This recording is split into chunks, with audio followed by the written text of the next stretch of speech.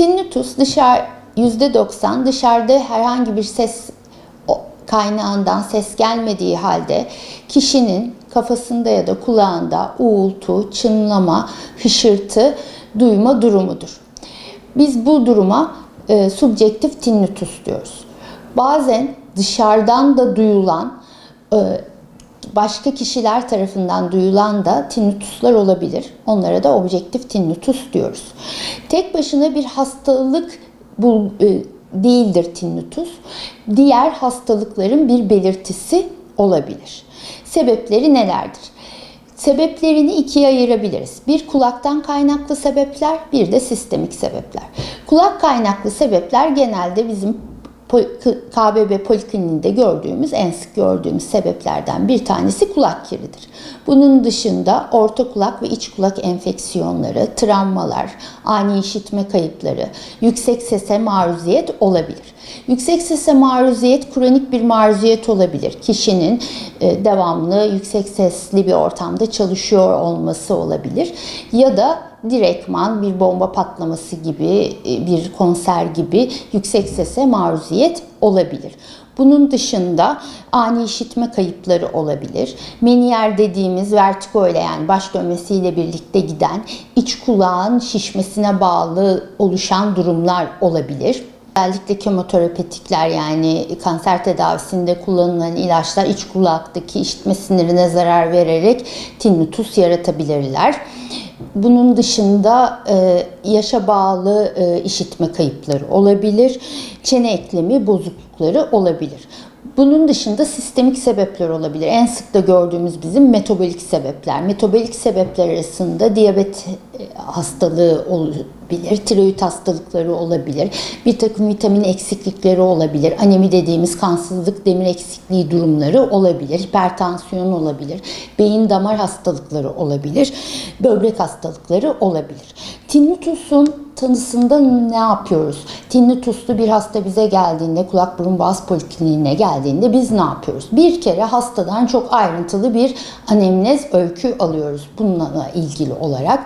Özellikle işte mesleğini sorguluyoruz, hastalıklarını sorguluyoruz, geçirmiş olduğu hastalıkları sorguluyoruz. Uzun süreli hastanede yatmasını gerektiren durumlar oldu mu?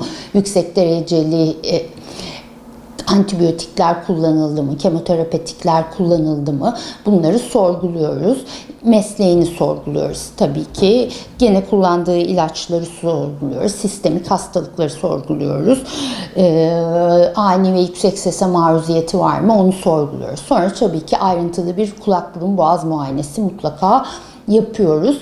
Ve daha sonra da bizim elimiz ayağımız odyometre testlerine, işitme testlerine geçiyoruz. Burada özellikle odyosunu, yani normal işitme testini yaptıktan sonra da özellikle tedavide bizim işimize yaraması açısından duyduğu sesin frekansını ve şiddetini belirlemeye çalışıyoruz. Bunun dışında tek taraflıysa işitme kaybı ya da objektif bir tinnitus varsa eğer, o zaman mutlaka görüntüleme yöntemleri de işin içine giriyor. MR'lar, işte iç kulağı görüntüleyen MR'lar, tomografiler işin içine giriyor. Onun dışında tabii ki bir takım sistemik hastalıkları da araştırmak gerekebiliyor. Bazen tanı konulmamış sistemik hastalıkları da olabiliyor hastanın. Onun için de ayrıntılı bir kan laboratuvarda görüyoruz. Peki tedavide neler yapıyoruz? Tedavide genelde sebebe yönelik tedaviyle başlıyoruz. Yani bir sistemik hastalığı varsa onu düzeltme yönüne gidiyoruz ya da Allah korusun bir kitle varsa onun oradan çıkarılması şeklindeki tedavilere gidiyoruz. Bunun dışında İşte vitaminsizliği varsa onu düzeltiyoruz, diyabeti varsa onu düzeltiyoruz, tansiyonu varsa onları düzeltiyoruz. Onun dışında tabii ki hepimizin koruyucu hekimlikte önerdiği sağlıklı yaşam. Sigaradan, alkolden uzak durma, fazla kafeinden uzak durma, düzenli uyku hastalarımıza öneriyoruz. Hastaları tabii çınlama çok fazla rahatsız ediyor. Tinnitus durumu çok fazla rahatsız ediyor. Uyku düzenlerini bozabiliyor. Onunla ilgili olarak da bilişsel davranışçı terapi dediğimiz, işte bu etkilerini, çınlamanın negatif etkilerini azaltıcı bir takım psikoterapi yöntemleri önerebiliyoruz.